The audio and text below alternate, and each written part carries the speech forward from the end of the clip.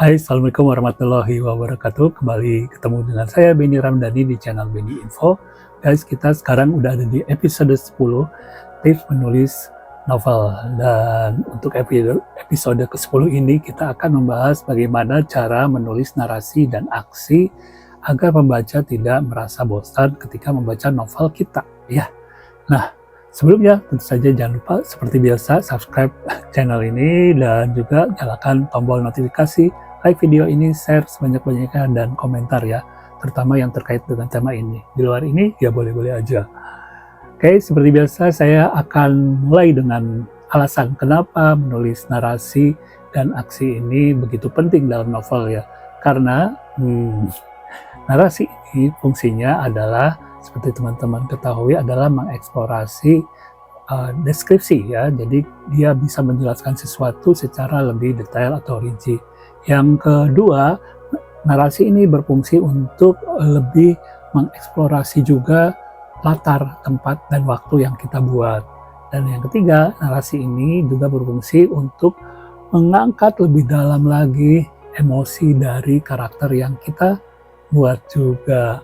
Oke, semua teman-teman, untuk jelasnya saya akan lebih perdalam lagi. Jadi dalam novel, narasi berfungsi untuk satu, memberikan detail deskripsi. Narasi membantu menggambarkan dunia cerita secara lebih rinci agar pembaca dapat membayangkan suasana dengan jelas. Contohnya seperti kalian bisa baca di bawah ini ya. Nah, yang kedua, narasi berfungsi untuk membangun atmosfer latar tempat dan waktu harus dijelaskan melalui narasi agar pembaca memahami di mana dan kapan cerita berlangsung. Contohnya bisa kalian baca di bawah ini. Oke, yang ketiga, kita akan mengeksplorasi emosi karakter, caranya dengan menggunakan betul narasi. Jadi fungsinya adalah, narasi yang ketiga adalah mengeksplorasi emosi dan karakter. Narasi dapat digunakan untuk menyelami perasaan dan konflik batin karakter. Contohnya bisa kalian di bawah ini ya. Sementara itu, aksi kalau kita menulis ya, itu digunakan untuk memajukan sebuah cerita ya, dan sehingga si cerita itu kelihatan bergerak, juga meningkatkan ketegangan.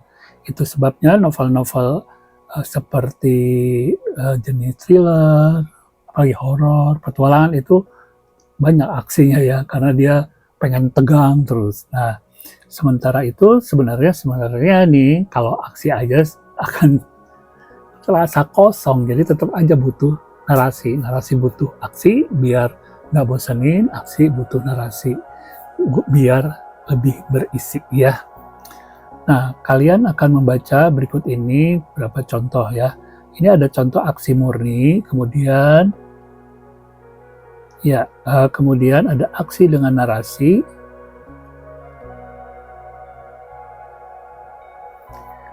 Teman-teman, kalau kalian udah pernah baca buku karya Dan Brown ya, The Da Vinci Code ini, pasti kalian bisa merasakan gimana narasi dan aksi dipadukan dengan baik ya.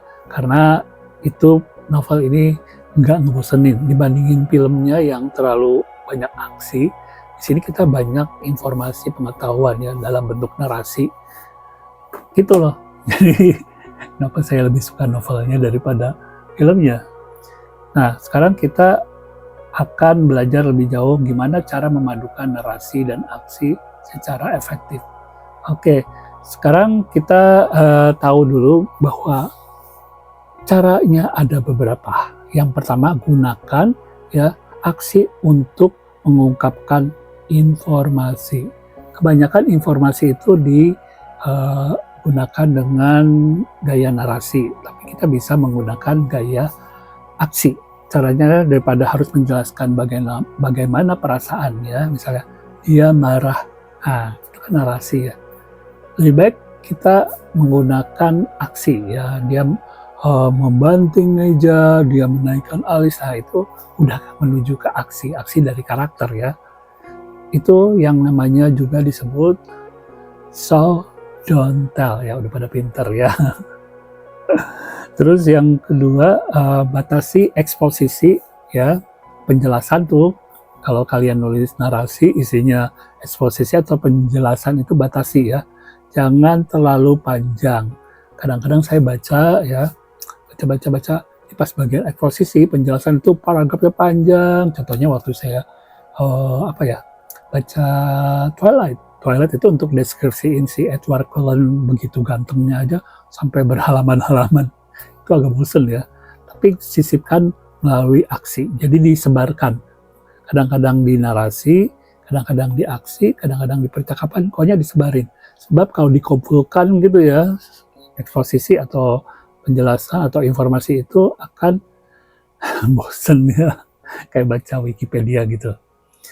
Oke, selanjutnya yang ketiga, gunakan dialog untuk menggerakkan aksi.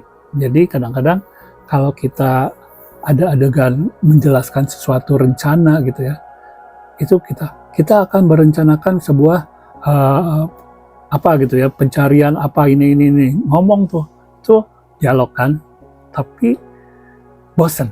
Daripada gitu mending kita akan merencanakan si tokoh ngambil peta, lalu temannya nunjuk yang sebelah mana ada kegiatan, dia menunjuk tangannya terus membulati daerahnya dengan spidol, nanti temannya ada yang bergerak maju, oh yang ini mengambil kompas apa, itu akan lebih menarik ya daripada si orang itu ngomong melakukan percakapan tapi tanpa aksi, jadi panjang nanti ya narasi dalam dialognya.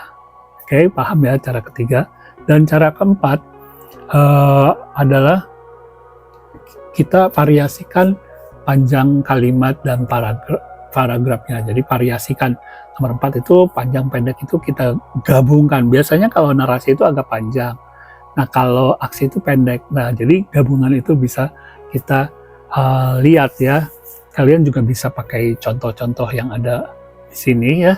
Nanti kalian screen capture aja biar nggak lama nontonnya. Terus ada beberapa contoh bagaimana awalnya, terus revisinya seperti apa ya. Yang kelima, caranya adalah memberikan ruang untuk refleksi. Jadi kalau lagi menjelaskan sebuah aksi biar nggak monoton gitu ya, berantem gini, atau lagi main basket terus mau slam dunk gini, atau naik motor misalkan. Nah di tengah-tengahnya itu lakukan refleksi dari karakter, dia melakukan pemikiran apa, merasakan apa, itu diungkapkan dalam sebuah narasi. Jadi si aksinya nggak bosan, narasinya juga nggak bosan. Itu namanya kombinasi yang klop ya antara narasi dan aksi. Contohnya bisa kalian baca di sini ya, nanti kalian akses aja biar nggak lama videonya. Ya, oke. Sekarang saya ingin membagikan beberapa novel yang kalian bisa baca ya, misalnya Kite Runner ini rekomendasi buat Kite Runner Da Vinci Code ini. Kite Runner ada di tumpukan di belakang, belum saya ambil. Ini salah satu contoh ya, ini lebih ke aksi tapi di dalamnya narasinya sangat mantap ya, informasi sejarahnya keren. Kemudian di Kite Runner itu sebenarnya lebih ke drama psikologis gitu ya, tapi petualangannya keren ya. Habis itu narasinya juga bagus. Terus yang ketiga itu Alchemist. Alchemist itu narasi filosofi ya, banyak tentang filosofi, tapi karena ada unsur petualangan, pergi-pergi ke sana, aksinya juga jadi menarik.